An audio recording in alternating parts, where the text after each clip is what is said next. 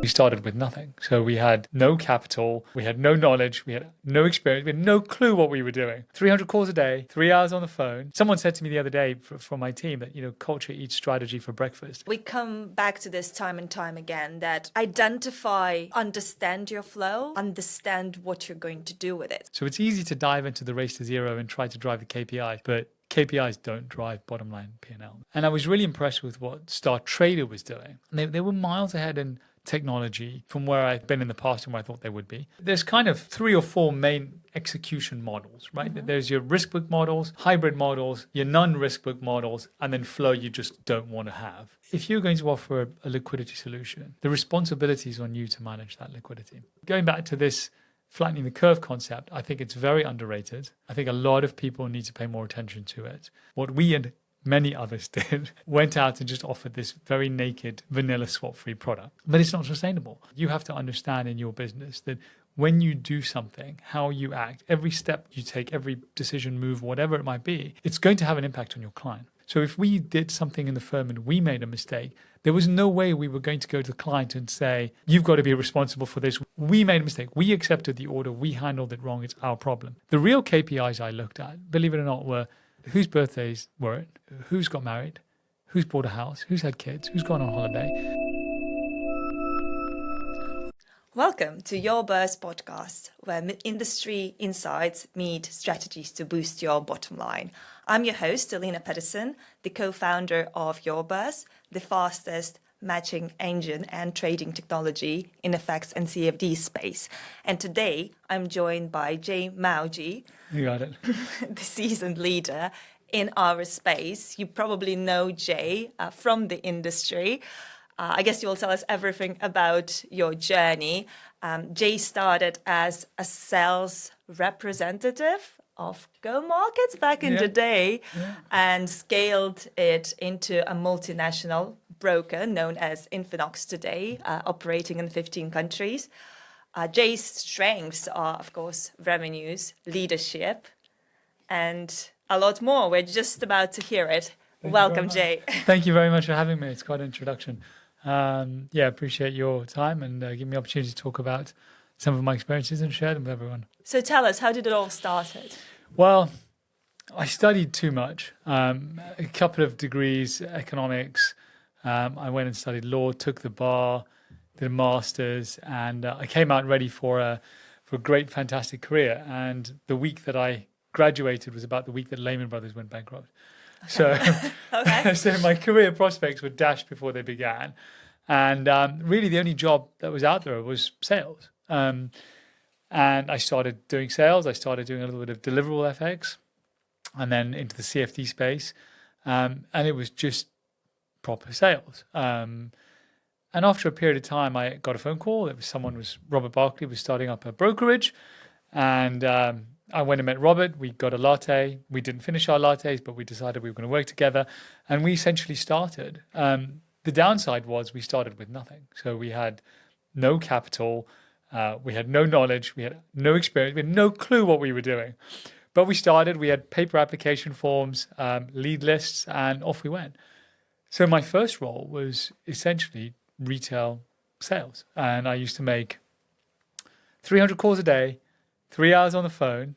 It's true. And my targets were 2 accounts open, 1 account funded. That was like the bare bones of where I started. And it was great. And I had to learn on every phone call that there was no training. You figured it out. But as time went on, that proved to be like a really core advantage that became cultural to the way that we ran our company and where we ended up. So when we started, we obviously had nothing. So we entered into a brand agreement with Vantage FX. So we had our UK entity, FCA regulated entity, and we partnered up with Vantage FX, who was an Australian broker at that time. Which year was that? This is going back to around 2012, but just before that actually. And they essentially, Vantage FX operated Australia, APAC, Asia, etc. And the Vantage FX UK, which was our brand version, operated UK, Europe. And we grew quite well through the years. It was never easy. I can't say we were very profitable. There were many, many months in the first 3 to 5 years where we were like, we need 500 more lots by the end of the month to break even. I mean, that was our mentality for a long time. We moved on from the relationship with Vantage FX and the brand agreement, and we went to Go Markets. And it was very similar setup. And while I don't want to discredit Vantage at all, but at that time, Go Markets had more servers, more technology. So we could grow, and scale our business. And that worked for a couple of years. And then around 2016, 17, we established our own brand, and that was INFINOX. I don't know why we named it INFINOX. There was no reason for that. It was, but we started INFINOX. Search for domain name. Pretty, yeah. Okay. I think it was 75% domain name, and the rest of it was just trying to make letters stick. And we have variations of where the name INFINOX came from, and also where the logo came from. But anyway, so around 16, 17, we kind of started pushing INFINOX out there as our own brand. And that's when we started hitting this massive growth curve. And we went from being really a startup that was struggling to make it work to, between 17, 18, 19, 20, 21, 22, we posted some very satisfying numbers. So today, you're no longer with INFINOX. Today you are with STARprime. STARprime. So yes, I left INFINOX. So I count myself as a co-founder.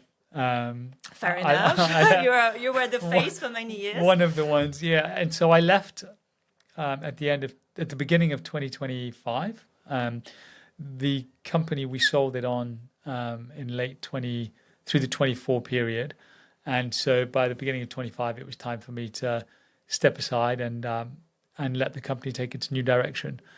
And I didn't think I would be back in the game so soon, but I am, and I've setting up the institutional desk at Star Trader, which is going to be STARprime.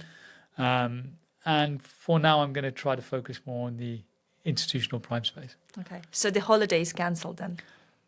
They are in the pipeline still. We had a holiday booked. We had a provisional booking, but maybe later in the year. Okay, a side note, for years, Jay was promising me that he will go on holiday. He haven't so far. I've managed 3 over 15 years, so okay, all right. I've done some.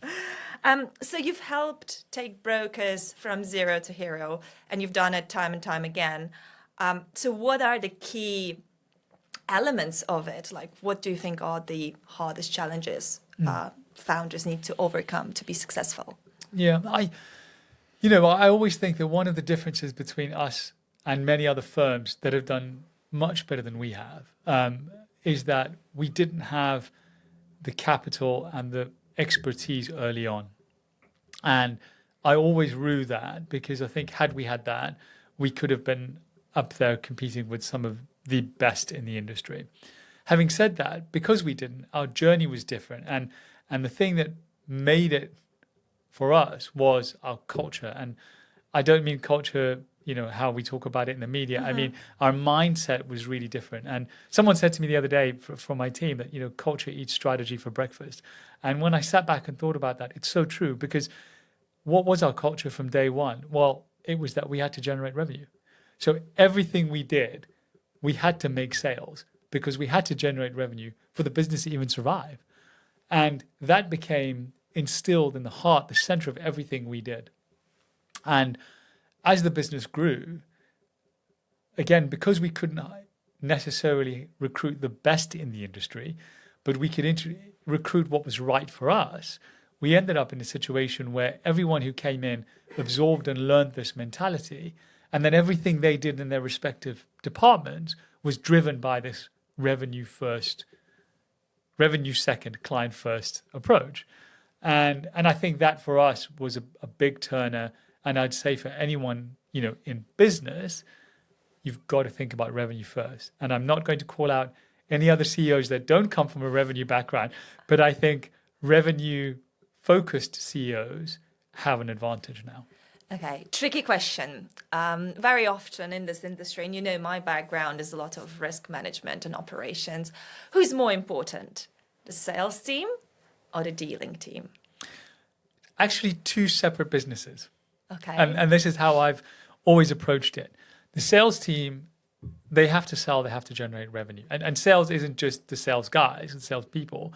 It's all of the teams they interact with. So I see revenue sales as a big collective unit, operations, finance, marketing, client services, the whole spectrum, technology, it's all about sales. They all contribute to sales. But the separation is clear because, and it comes with a distinction for the client. We are offering a client a product or a service. Okay, they want to trade the price we show them. They want to receive their P&L. That is one side of the business. How we commercialize that client flow becomes a very different side of the business. And I actually try to keep as much separation between the two. I used to have a rule, and the slogan was, cross the line, $100 fine. And that meant that if you literally crossed the line in the office, or you sent an email to trading, or you spoke to a trading person in the kitchen, $100 fine. And it wasn't because there was something that a Chinese wall concept, but it was more that they're two separate companies. So the sales team is not allowed to know how the client is performing in a way, or how the dealing desk is processing the flow? Yes, that's one extent to it. I never wanted sales to know that. Because it's almost like heavy is the head that wears the crown. And having the crown, the responsibility of the risk book on a salesperson is just weighty and heavy. And they don't need that. The other side of that is it stops there being any conflict.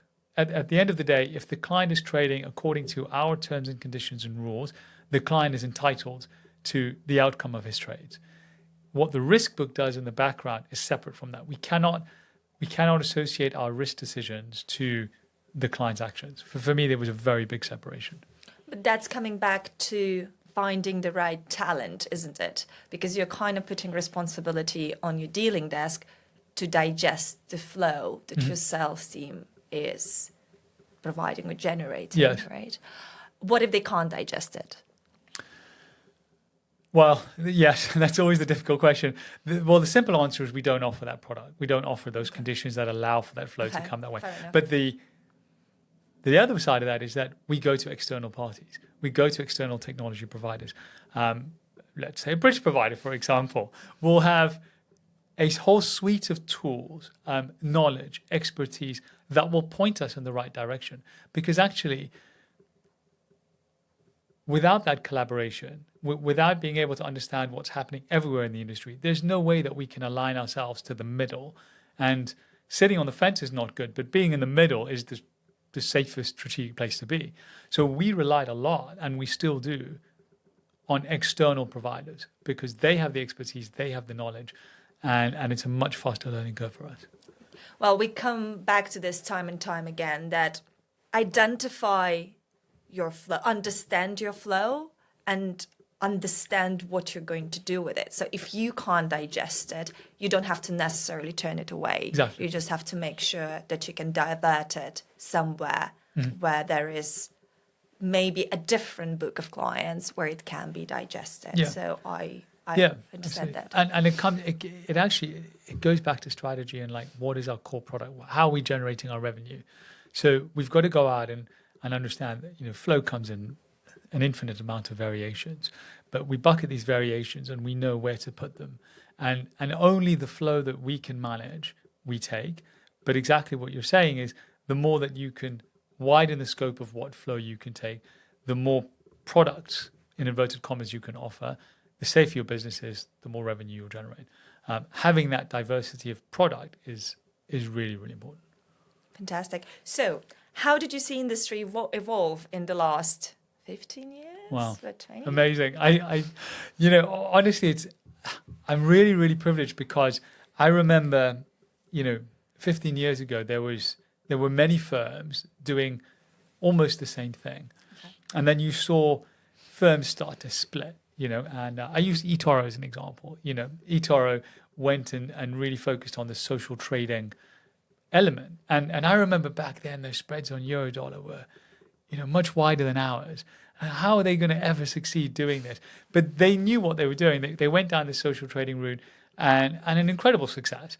And then there are other firms, who went down the direct retail route and they spent fortunes in marketing and direct campaigns and technology, very different marketing technology and CRM technology. And then now we've got some supersized retail firms. And then you've got some partner firms and they focused very much on the partner model, IBs and affiliates, branding, sponsorship, etc. And we've got some huge partner-driven brokerages. So over this time, I think it's amazing how the industry's gone from being a small subset of brokerages, and now it's this whole plethora of different types of brokerages, and some of them had like unbelievable success. So if you ask me where do we go now, I mean, you know, I was, can I not negative, but I wasn't so sure about the crypto, evolution, and I sat on my hands and I told the guys, don't do that, stay on course, and maybe the captain got that one wrong, and then prop trading came along, and I've probably been too vocal about my concerns, my reservations around prop trading. Again, probably got that one wrong, but I think what it shows us is that our industry is such a unique space because we're driven by financial markets, which is, it's a whole different world. Then we've got so much technology, we've got so much marketing, there's so many different components in this industry that for us to evolve and keep coming up with new directions, products, it's like the perfect environment for it. And what we see is from FX and CFDs now is you're in FX and CFDs. 10 years ago, you just stayed in FX and CFDs.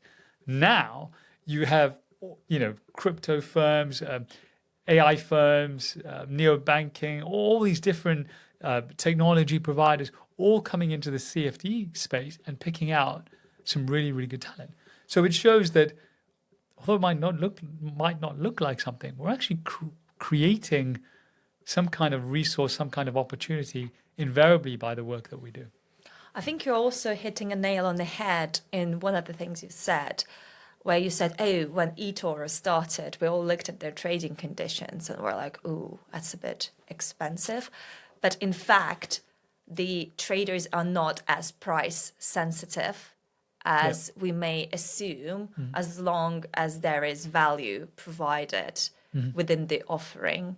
And also, of course, the more we charge, the more we can offset the risk, because it's always a function of your spread, so to say, right? So the more you have, the more wiggling space you have, the more you can do on the risk management side of things. Let's open that up just a little bit. So this is the key, I think, is that if you enter the race to zero, you might drive some fantastic KPI numbers. I mean, your deposits will be through the roof. Your volume trader will be through the roof. You'll look great. Is it really that easy?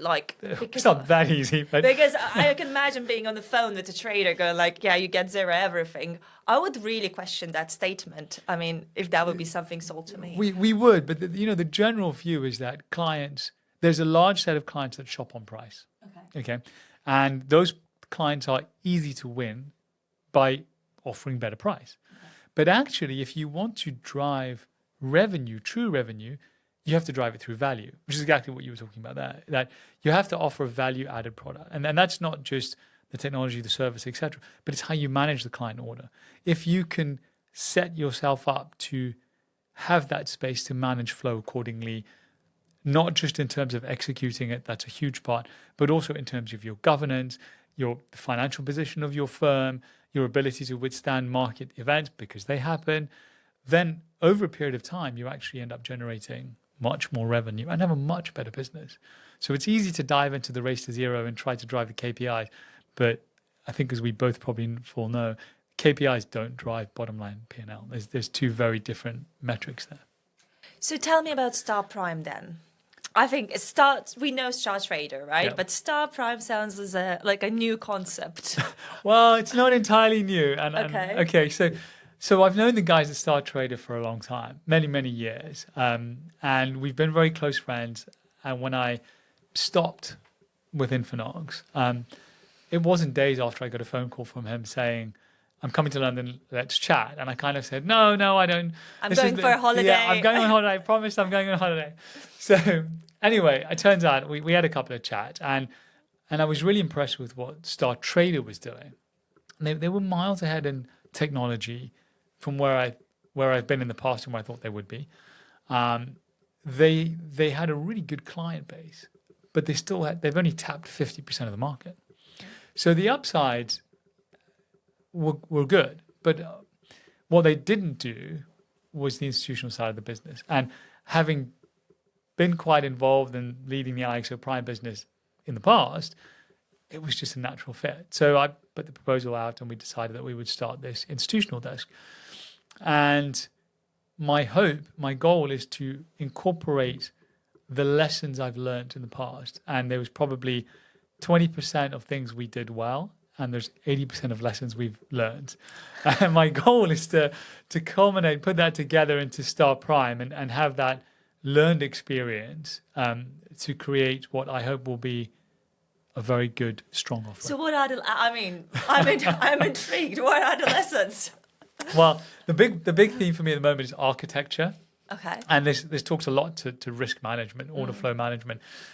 You know, the architecture of how I'd set up a prime business in the past was just an extension of the retail business. Okay. And that was great because we did it in a weekend. We actually did it over Christmas, 2 days over Christmas, a few years ago. And it happened and, we were off and we were off the races and we were doing really well. But as time went on, it became so evident that our architecture was not right. So the first lesson we've done now and everything I'm focusing on is getting that architecture right. It doesn't only mean that you can offer a more competitive product, but actually we can handle our business, handle our flow much more effectively.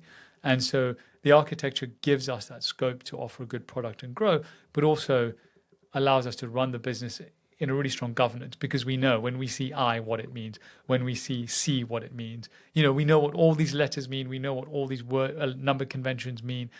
So we're trying to make it as complicated but efficient as possible so that we can offer a product the right way and not run into some of the challenges we've had in the past. What are the elements of this architecture that you need to get right? Yeah, I think, so we want to create, there's kind of 3 or 4 main execution models, right? Mm-hmm. There's your risk book models, there's your hybrid models, your non-risk book models, and then flow you just don't want to have. And so in 4 categories, we are creating many subcategories and variations.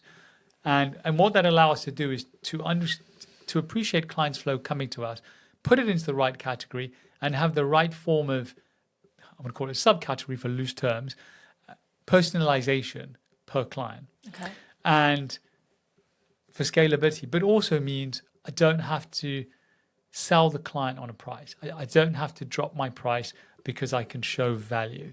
And I don't have to say, okay, someone's got better spread, so I'll charge you less volume fee. No, we can say like our volume fee is constructed on certain principles. The value I show you means that you want to pay that volume fee.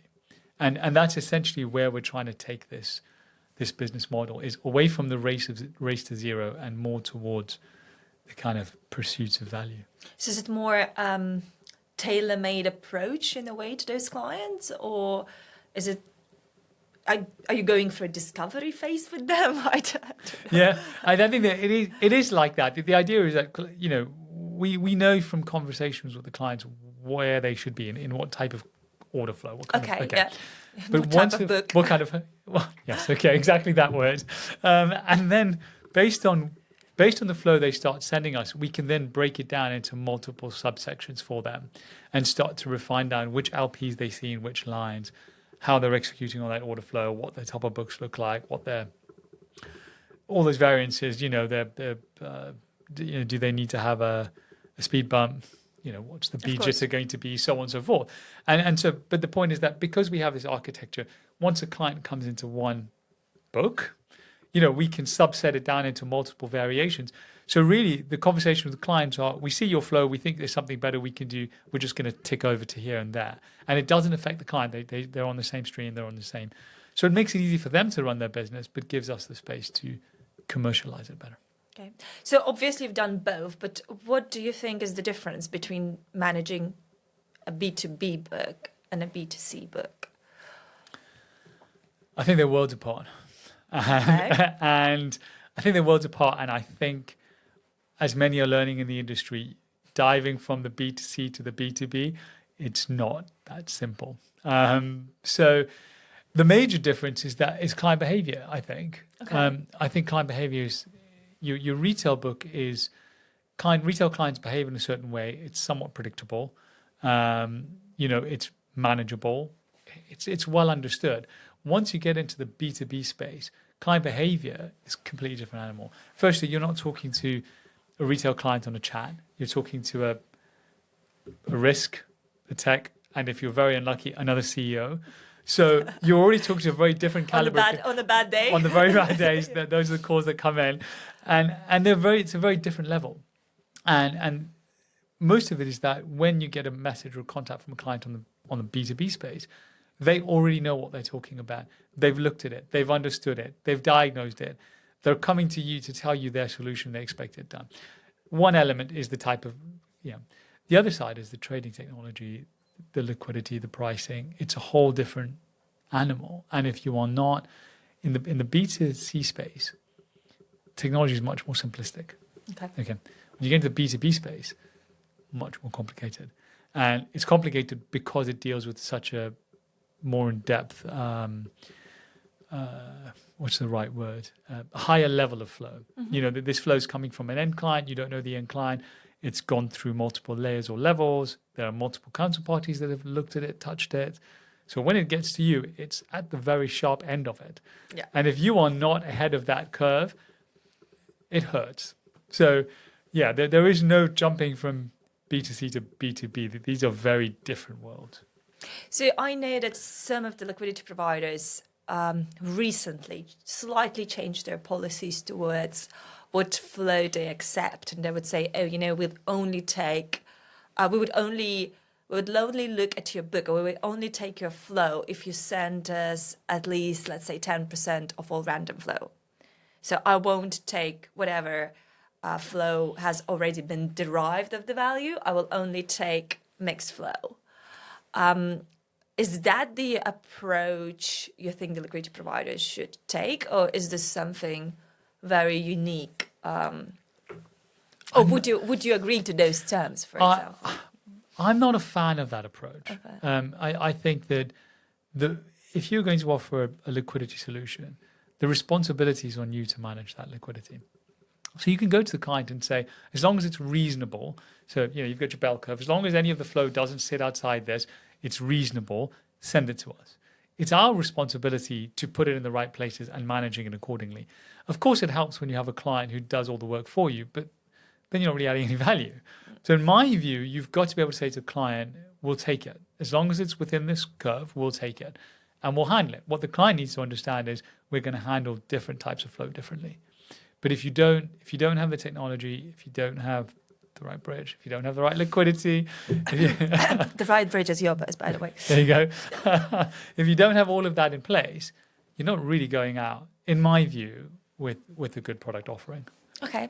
I think a few years ago, and please correct me if I'm wrong, there was a really popular conversation when we were all going through the tough times. What was it? End of 2023? 22, 23, somewhere in there, yeah. Of flattening the curve. Yes. Right? And there are a lot of technologies that help you do that. Yeah. Mahi and others, market-making tools, trader tools. Yes. What do you think of that? Should we be flattening the curve to go through those rough times and to earn a bit less during the good times? We have used those tools in the past. Okay. What I will say is they are very effective. They do what they do. And there is a lot of merit in them. Okay. But the entire flattening of the curve is very difficult. And it makes sense from a governance point of view. It makes complete sense from a governance point of view. It's also healthy for the trading ecosystem, because everybody gets a bit of all the flow and everybody participates, and having good participation is really important for long-term growth and stability. But the real challenge that comes from flattening the flow is actually the cost of business. Okay. Because the cost of client acquisition, different brokers have different numbers. So I'm gonna roughly guess here. For a client that deposits $1,000, your cost per acquisition is $600. Okay. So What's the LTV for a client like that? Because my figures are really outdated, right? yeah, you're asking me these difficult questions, and I stay away from the retail as possible. Okay. But if I put it to you this way, if your cost of acquisition is $600 of $1,000 client, in very brief terms, if you flatten the curve, it's very hard to make back your $600 because the client's not going to trade enough volume to do that. Okay. So where does that go? So that's kind of eliminating the retail side potentially of flattening the curve. Okay. On the prime side, it's much more effective. And it goes back to this point that if you're going to your clients and saying, this flow that you're sending me is just very typical retail behavior, take it out. Okay. Leave it on a naked risk book. Okay. Just hope it goes okay. But leave it on a naked risk book. All the rest of the flow that isn't very typical retail behavior, you should be doing this kind of thing. You should be looking to alternative revenue mechanisms away from just running a risk book, flattening the curve. And that flow is perfect for that. Mm-hmm. You end up generating, I did some stats on this back end of 24. Am I allowed to say this stuff? Okay. Back end of 24. Okay. So roughly speaking, what you saw on the prime book is that for large parts, the dollar per million revenue was something like 84. Really? Yeah. Much higher than I thought. Okay. But the risk book revenue, if you ran it as a non-risk book model, you could get up to something like 78, 79. So when you compare those two numbers over this set of clients, what you're essentially saying is we ran a full risk book and made $84 per million. We could have run a much more complex, lower risk book and made 78, 79. When I look back at that period of time, my trade-off, I would have taken the 78, 79.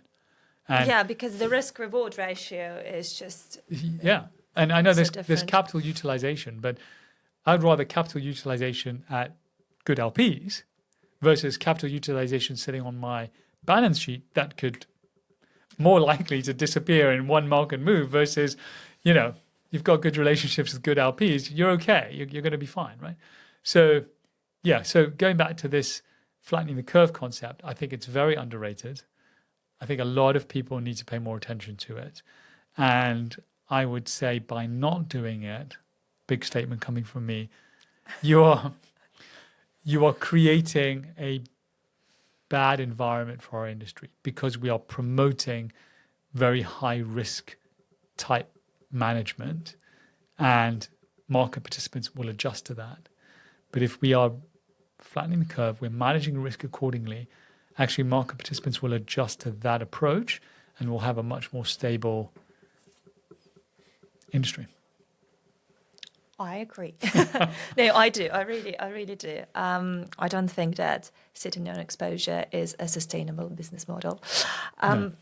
So I remember back in the day, before all of that happened, during the good times, INFINOX was offering very interesting products such as swap-free, which I'm against, right? Yeah. I think you shouldn't go into the artificial environment. It's a race to zero, right? Yeah. So how did you sustain that? And do you think this is something that brokers should still look into? We didn't sustain it. Okay. Yeah, we didn't sustain it. Look, there is some there are certain religions and cultures that require swap-free, and that is a concept is perfectly fine. That doesn't mean that you have to offer the product without cost of holding. Mm-hmm. There needs to be an understanding of how those religions and cultures operate, and the product needs to be adjusted accordingly. What we and many others did is went out and just offered this very naked vanilla swap-free product. And we had this lovely term sheet that basically said, if you do anything that we don't like, we'll just take your swap-free away and charge you retrospectively. But that's not good business. But it's there because we have to have them there. But it's not sustainable. It's not sustainable. And I had this model where I would count the cost of miss-swap. Okay. And I would add the cost of miss-swap as a liability to my balance sheet. Because my view was that I was trading up that revenue that I would invariably have to pay back on the P&L of the trade. So I kind of had this offset going, and I thought that was genius. It wasn't. It was just a waste of time. Obviously, my liabilities kept going up on balance sheet. But actually what swap-free did, which is I think where all of us fell foul, is it created an artificial market. And that artificial market is clients adjusted their trading strategies to not pay swap. And the same goes for this race to zero. And I'm going to use a gambling analogy here. I'm not a big gambler, but if you go to the roulette table, right? If your chances of winning on the roulette table are 48%. The house is 52% statistically on a normal 1-0. Okay. If you add another 0, the chances of you winning on the roulette table go from 48 to something like 43%, and the differential goes to the house. That's what spread and swap are. In terms of probability, that's what it does. It shifts the probability. Why do we need to shift the probability? Because it can't be a 50-50 trade-off, because there are things that exist like asymmetric information. There are things that exist like invariability in execution, etc. So you need to create a buffer where essentially it needs to be something like 47% house, 47% client, and the in-between is the invariable. And that's the nature of trading, right? But when you start offering swap-free, this case in point, you shift that dial away from you significantly. So now you've shifted the model, the probability against you. Now you've got a lot more flow coming in because you're swap-free. Everybody wants it. But you put it on your risk book. So with negative mathematical probability working against you. You know, where are we going with this number? Like, you just keep running the model, you know what happens to the number. So you're right. I've definitely moved away from that philosophy, that approach. And I'm going to try to avoid not going back there. There are many other things you can do for clients to add value. And, you know, we touched earlier on about where the industry is going, and you see gamifications coming, you know, is still continuing. We see all these different elements of adding value to clients. And I think it's better for us to add value to clients not on the risk book versus from the risk book. We should keep the risk book separate and as a very strict discipline. Very good. I'm glad to hear that. And I love the fact that you are happy to look at it retrospectively and say, you know, maybe I shouldn't have done it. Yeah, you know, it's one of those things when you do it, you think, right, starting Monday, we've got a great new product, you know, go to town on it. But when you look back and you think about all the weekends you spent cleaning it up, you realize this wasn't. So with that inherited conflict of interest that you've described in a way, how can a broker build trust for its clients, for B2B partners, without, well, yeah, especially if you offer products such as swap-free? It's difficult because it goes back to this point that if you offer a product that's not sustainable, you have to backtrack your word to your client, right? So from that point of view, you just lose direct trust with your business. But in terms of just managing your business, I see this two-part approach that you've got to concentrate on. I think about it as utility and governance. Utility is you've got to offer a product or service to a client who's happy to pay more for it than you want to charge, right? And that's like a totalitarian approach. It goes across everything you do. So you've got to extract utility from your client. You've got to offer something that they're willing to pay more for than it costs you to provide it. Very basic business model. The other side that sits underneath that is governance. And the governance is that you have to understand in your business that when you do something, how you act, every step you take, every decision, move, whatever it might be, it's going to have an impact on your client. And if you conduct yourself in a way that steers away from the client being responsible for your decisions, then you can create the separation. You can kind of drive a space between client's interest and your conflict, right? And for me, that was really, really important all the time. So if we did something in the firm and we made a mistake, there was no way we were going to go to the client and say, you've got to be responsible for this. We're going to trade correct you. We're going to cancel this trade. No, we made a mistake. We accepted the order. We handled it wrong. It's our problem. That was really, really important. And I think in our industry, because there is this massive conflict that exists. You just think about like sales and compliance. You know, it's inherently a conflict. Like, you know, it's of course it is. You know, it's there. Client pays a fee, you charge, make revenue. You know, client trades, you have a risk book, and it can go down like all the way down the whole industry, our whole business. There is an inherent conflict But we don't have to manage our clients with conflict.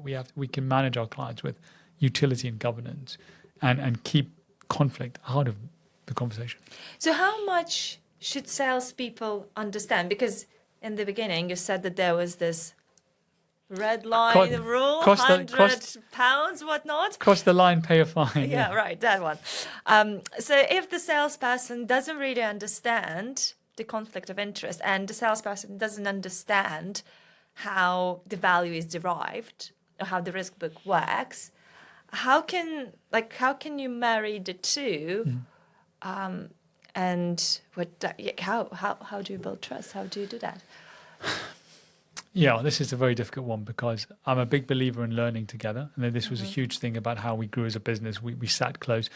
For large parts of my career, I never sat in an office. I had an office. I just never went in there. I sat in the middle of the floor. So everyone heard all the conversations. Many of my meetings were done on open tables because I really do believe in information flowing freely. Of course, there's 5% of conversations that need to be had in office, but those aside. So in terms of salespeople, everyone really needs to understand the business. Everyone really has to be able to understand what product we're offering, how the product works, how we commercialize these products, so on. The limit where I draw it is nobody except trading should know the decision we made. Okay, fair enough. So everyone understands, look, this is our model, be very clued up on it because when you go and talk to clients, be very clear about what we can and cannot do. We had very strict, product guide processes, all these things in place. But the ultimate decision made by risk, nobody except risk finance knew. And the output number was a revenue number, but did not break down exactly how that revenue was derived. Obviously, finance have the breakdown, trading do, not the rest of the business. For as long as I've known you, you've always been the most important part of the company. The key to success is the people who work there. So let's move from risk management into more leadership, right? So how was the transition for you from sitting together with Rob in a two-people office to actually managing, how many people was it? We got up above 500 at one point. Yeah. So how did you do it? What are the key lessons learned? I think, I still look back and I always think that, and I still feel this way, that it's about people, and one of the driving factors for Robert and I over the years has been our lives together. And as more people joined the firm, we really cared about each other's lives. So the real KPIs I looked at, believe it or not, were whose birthdays were it, who's got married, who's bought a house, who's had kids, who's gone on holiday. These are like really important life moments. And to an extent, I even abolished this thing of, I think they used to call it like sympathetic leave or empathetic leave. I can't. There's a legal word for if something happens at home or something and you need some time out from work. There's a rule that says you can have 5 days. Or I abolished the whole thing. My view was that if something happens in your life and you can't make work your priority, stop working and go and deal with that. So we had this real value culture about what we were trying to do, to empower each other's lives.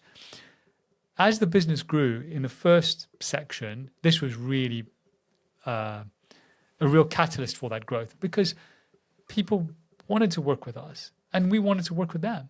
So it was very easy to grow the business and scale the size. Everybody understood the vision, the culture. We had a very flat hierarchy. I could talk to Rob at any moment of any day. You could talk to me, you could talk to anyone. We were very, very flat, which was great. Then we got up closer to the 500 size and we were in 15 plus offices. And it started to become really challenging. And I mean, I couldn't tell you, I think there was a year before COVID, so it must have been like 18, 19, something like that. And I had 63 trips in a year. It was nuts. Robert was the same. We were on flights. I mean, hotel rooms were our offices. Airline lounges were our studios. Like, it was madness. But it was because we were trying to really get out there and make sure that everyone who was part of our tribe was looked after, understood what we were trying to do, felt valued, and we were adding value to their lives. But as we got closer to 500, the company did start to separate. Okay. And And because there was a lot more processing work going on, BAU processing, and that's like critical engine stuff. Like this is the heart of the business. Processing is the heart of the business. But the strategy teams started to grow a little bit away from the processing teams. And this was a very difficult period to bring everyone back together. And I'm not sure we actually ever did, if I'm honest. I think it was very, very hard to communicate across two disciplines at that size. So what would you say are your core strengths as a leader? The only thing I think about the most is that I want to be at the forefront of what's happening. Okay. I want to be on as many sales calls, making as many sales as I can. I want to be involved in the hours on the desk. I really have this philosophy, and it's from where I started, because where I started was like, okay, you've got to go get 500 lots before the end of the month to break even. It's like, you just had to do it. So I've always held this view that I just want to be out there in the front doing the hard work. And if I did that, people would join me, but also means I can leave the space open for better skilled people, teams to come in and do the things that I'm not so skilled at. I'm not a finance guy. I'm not a tech guy. I'm just not that guy. So staying away from that and making that space of saying like, okay, we've got some great guys here. Let's put together a finance team. I can give you my vision, my strategy for the business. You guys have got to adopt it. You've got to consume it. You've got to make it into your own. And I'm not going to come and interfere with you, because as long as you give me what I need and you tell me everything's covered and it's covered, So I would say, in summary, I think as a leader, I would say I've always tried to lead from the front, take on the hard work, take responsibility when things go wrong. It's not someone's fault. It's ultimately my responsibility. Something went wrong. I've got to own that. What do you find easier, managing high performers or managing juniors? I'm a terrible manager. Everyone will tell you. I am the worst manager in the world. Honestly, I've been lucky to have some very good managers around me in that very specific managing skill set. And they've been able to get down into the detail and put those structures in place. I'm a terrible manager. It's just. Don't worry, that makes two of us.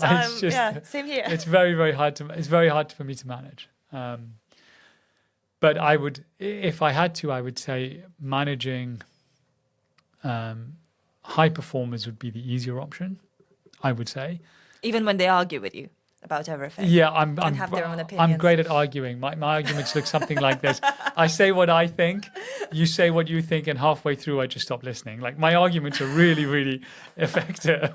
No, people don't argue because, for the most part, if you're all aligned in what you're trying to achieve, then how you achieve that to a large part is irrelevant.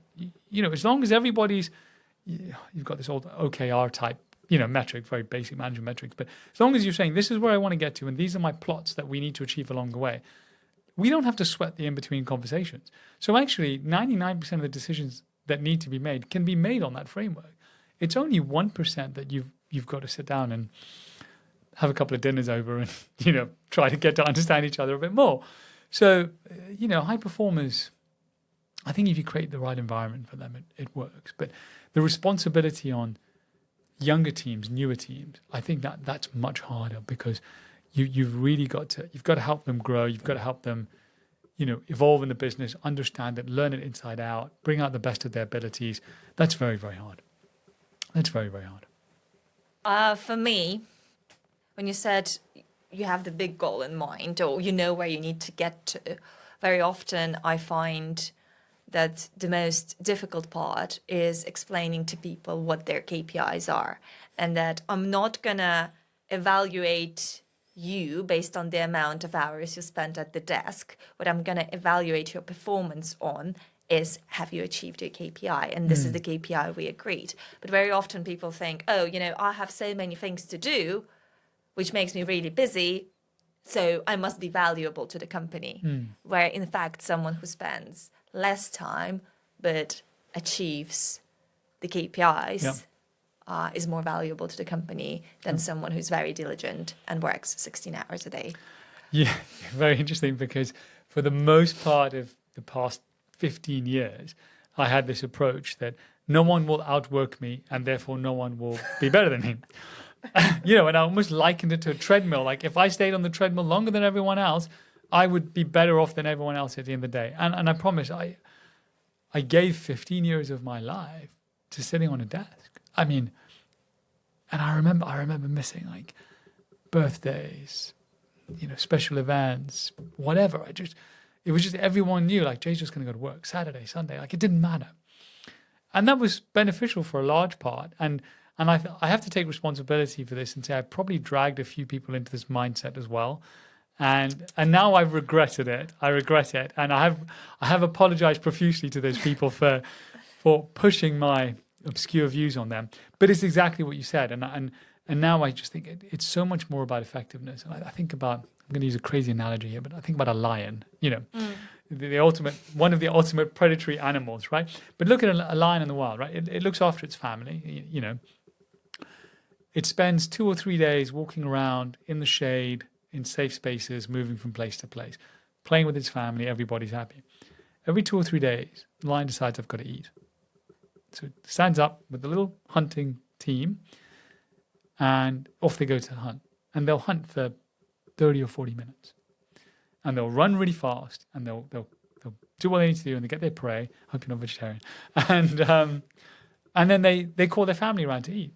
So what did they do? They spent 2 or 3 days living, doing the things that needed to be done, and 30 to 40 minutes hunting. And I start to think about that analogy with work now. You have KPIs, things you need to achieve. Focus on achieving those. Don't beat yourself up about all the other stuff you don't need to be doing. And I hope going forward I can take that mentality to something new. We'll probably have to edit this out, but it's actually lionesses that hunt, and the lion just impregnates the lionesses. That's his main role. I'm sorry. Just a lesson from biology. I can correct myself. Lion is generic, okay? Lion, generic term. Okay, I correct myself. The species. All right, fair enough. Yeah. Right. Let's talk about your exit. I think there are more people who've built businesses but haven't exited them than people who've actually exited businesses. And that's a challenge on its own. So how did you know you were ready, and what were the main challenges of actually exiting the business? It had got to a point with the business where I believed the business could do better, but it needed more from me. And I just wasn't sure that was the right, and I had some things go on in my own life at the same time, and that put some weight factors on that. Can we talk about this? Because I think it's extraordinary what you went through. Yes, we can. So in May 2021, I had an adverse reaction to the COVID vaccine, and it started like the normal reactions that were being reported, but as time went on, it got worse and worse. And essentially, through the course of 2021, I lost the function of most of my muscles. And it took the doctors, quite some time to work it out. And not because of their, lack of diligence, but this was just a very new type of thing that had happened. So by the end of 2021, I couldn't move. I was very limited mobility, couldn't move at all, etc. And I had to start going through some very aggressive rounds of treatment. They didn't work. And so into 2022, I was hospitalized for many, many months. I wasn't able to move. Basically had lost all the muscles in my body. So I had an autoimmune reaction that, in summary, killed off my muscles. Couldn't eat or drink. So I had like a tube fitted for nutrition and hydration, required 24-hour care. And this went all the way through to most of 2022. And I was still trying to do as much work as I could. And so I was sitting in my hospital bed, and not many people knew that I was in this condition. We were shielded between, I think, like 2 or 3 people at INFINOX actually knew what was going on. The general story was that I was shielding because of COVID, But I was sitting in a hospital bed up in King's. And my wife would come in the morning, and she'd open the laptop on the tray in front of me, like a screen, and she'd connect it to the laptop. And then I would try to get out responses so that she could reply to things. And actually, after a while, she got quite good at writing my responses for me. Anyway, I left hospital at some point in 2022, and they said, like, you're not going to really recover. We just don't see a road to recovery. But we think there's maybe like 6 months, let's see how you go. Like, we hope, you know. And I went home, and when I left the hospital, I said to this very, very, very good medical team, like, and I said to them that, like, look, I'm a name. I'm not a number. I'm not a statistic. Like, you don't know me, but you're going to see me again, you know. And I went home, and it was really hard. But, you know, we tried learning to, like, lift my hand up again, and really celebrated, maybe very different to things in the past of my life where I'd not really celebrated anything, but we really celebrated every achievement from this point. I could lift my hand up, celebrate it. The first time I stood up, celebrated it. The first time I could go up the stairs, I had tears in my eyes. Like, you know. Small things we take for granted, right? Massive. You know, and I had to learn to do everything again. And every time, you know, I went for the checkups and the treatment, I just got better and better and better. So, yeah, it was a very interesting time, and it brought a lot of perspective to my life. But also, for some reason, I actually came away more determined and driven. Yes, you're still not going on that holiday. No, I'm going to. Yes. So I'm more determined and driven, but I just think at the time where INFINOX was, you know, Robert and I had done a lot of time with the company. Many of the heads we had were ready for C roles that just weren't going to exist at INFINOX. So they all also wanted to move into C roles elsewhere. And it wasn't as simple as that. You know, there was a lot of complications. We had 2 roles of redundancies. It was very difficult to structure the business right for sale. You know, that was a very difficult time for brokerages. We should all admit it. Yes, It was a very challenging period. Yeah. So there was a lot at play, you know, as we were kind of trying to manage our exit. But it was done in the end. And I think it was time for me to let it go. And that was very, very hard to let it go. I thought it would be hard to let the name go, the brand, because, you know, that was my baby. But I managed to get over that, actually, which was quite surprising. How quickly? It took a couple of months.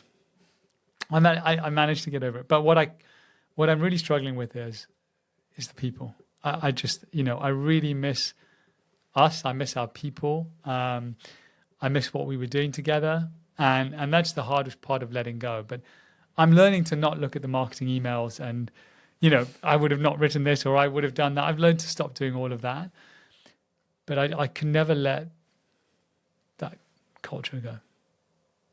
Well, I guess you will transfer it over to STARprime then. We will try to, yes. So now, are you building STARprime with an exit in mind, or is it a love story again? It is probably more of a love story. You know, I was 15 years at last place. We never started with the intention to exit. Okay. You know, and you point on that because our industry sometimes, if you get it right, you don't need to exit. Like it can do well for a long time. So, and only recently firms have started doing some, you know, quite valuable exits, right? There was a period of time where they were very hard to find those type of things. Oh yeah, it's just the cash in the bank, right? That's your evaluation. The cash cow, you know. Yeah, exactly. So now it's become, you know, more advanced with technology. So with Star, it is a love story. I'm enjoying having the opportunity to really be able to sit down and think and create something, which maybe in the past everything was done so quickly on the fly. I can't give you an exit date because I don't think Star would be very happy with me. but I'm very close to the shareholders, so you know I think we're aligned in our outlook. So actually, this is very interesting because my approach to all the businesses that I've been a part of was always, and still is, that a business must be profitable. Like, I don't believe in the Amazon story that you just keep burning cash for 20 years and then, you know, at some point you scale so much that you become profitable. Like, I just don't think this is achievable for 99% of the businesses out there. So with STARprime, are you driven by revenues and by profitability and the profit margins? Are these like your star metrics? Let's bring star into this. Or you're more into, let's throw some cash in, burn a little and have a look. I'm the most frugal guy you'll ever meet. Burning cash is not my game. No? Not at all. I'm 100% profitability driven. Okay. I completely understand the alternative. I don't completely understand, but I accept that. I acknowledge they My exist. startup approach. Approaches, yeah, I see it, and I see it work sometimes. But no, I'm pure profitability. I think that everything we do has to go to bottom line because, you say profit is greed, but actually profit is sustainability. But profit is what you should be having if you want to have your teams have good quality lifestyles, stable jobs, clients to have, stable whatever relationships, etc. Without profitability, I think you've just put everything at risk. It's just not my game. I'd rather be small and profitable than big and valuable. I think we're getting to our final part, and I always ask people about how will the market evolve in the next. We used to be like, oh, in 3 years, in 5 years, it will be this, it will be that. I don't think that that's actually a reasonable time frame anymore. If everything can change in 6 months. So just like looking into the future, into foreseeable future, how do you think it's going to change? I've never been able to answer this forward question, and probably highlighted by the fact that when cryptos came, there I was saying, forget this. NFTs came, forget this. Prop trading came, forget this. I'm very, very difficult predicting the future, or even being able to see, necessarily ahead, like too far ahead of what our business is doing. What I will acknowledge is that our industry has become incredibly more talented and enabled from the people, participants in our industry, technology in our industry, all these regulatory elements that are coming in. It's definitely opening the environment up, creating an environment for much quicker advancements. But where that's going to be, it's very hard. I don't know. I wish I could tell you. I just look at like, what can we do really well and be ready for something that comes along. So the next time the next product comes along, we can actually do something about it. Okay, so let's rephrase it. What trends are you following closely? I love this neobanking space. Yeah? Yeah, there's just something about it. I love this neobanking space because it's showing this really close alignment between, client and product. Like there's just this really like tight synergy that's coming in, and it's the first time that I can think of since Netflix that industry has shifted the paradigm towards the client, and it's happening in the financial services, it happened in other places before. But so I love the concept of the neobanking, thing, and I think if that carries through to the brokerage space more, which we see it in some of the PSP relationships and bits into operations and technology. But if that concept, that mindset continues to come in, then I think that we will actually end up offering much better products. But if I can add, the Robinhood, the Trading 212s, I think they've done an amazing job. But because that was a very, very difficult market to get into, and I think those types of firms have done an incredible job in making trading available to the retail client, and they've done it in a way that it's really understandable. I mean, my little brother, he's not so little, but isn't he Toro? Like, right. No, he's not 7, but he's got an eToro account, and I promise you, every weekend I get a message from him like, do you know about this ETF? Do you know about this? And he's sitting there and he's learning about this stuff, and there's great value in it. He doesn't have a huge account, but I think it's great. I think they're doing something really special. I was surprised to learn that my son-in-law trades and Oh, really? trades successfully. Wow. And I was like, no, don't do it. I was like, no, he's actually pretty good. But again, it depends on the risk that one is taking, right? If you're over-leveraged and... Yeah. Right. Thank you very much. It's been a pleasure. Thank you for sharing your insights. It's a bit less technical than usual, but I think the knowledge you shared, and especially connecting the sales and the risk management aspect, is fantastic because we don't get that often. I appreciate you having me. And yeah, technology has never been my forte, but I'm learning. I appreciate you having me. It's been a good experience for me too.